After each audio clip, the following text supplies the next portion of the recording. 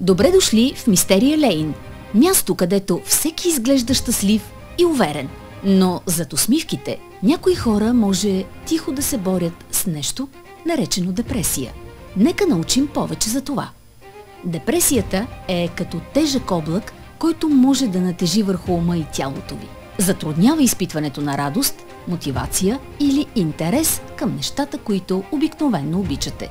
Някои признаци на депресия включват постоянна тъга, загуба на интерес към обичайни дейности, промени в съня, постоянна умора, затруднено концентриране и чувство на безнадежност или тревожност.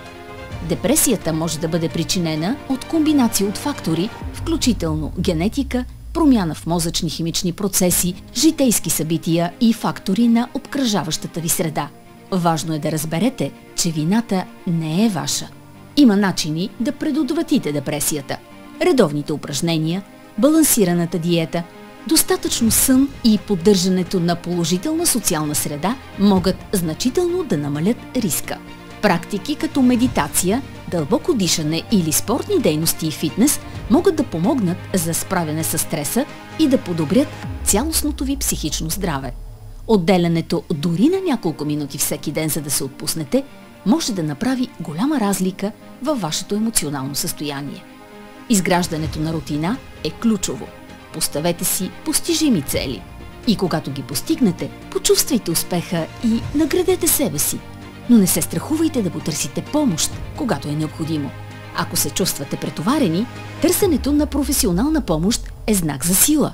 Професионалисти като психолози и психиатри са обучени да предоставят насоки и стратегии за справяне с депресията. Депресията може да има дълбоко въздействие върху младите хора. Може да повлияе на представянето ви в училище, на взаимоотношенията ви с околните и на цялостното ви благосъстояние. Ранната намеса е от решаващо значение. С правилната помощ и подкрепа, възстановяването е възможно. Обградете се с позитивни хора. Занимавайте се с дейности, които харесвате, и никога не подценявайте силата на надеждата. Не забравяйте, че не сте сами. Депресията е преодолима. Грижете се за психичното си здраве и винаги се обръщайте към професионалисти, ако имате нужда от подкрепа.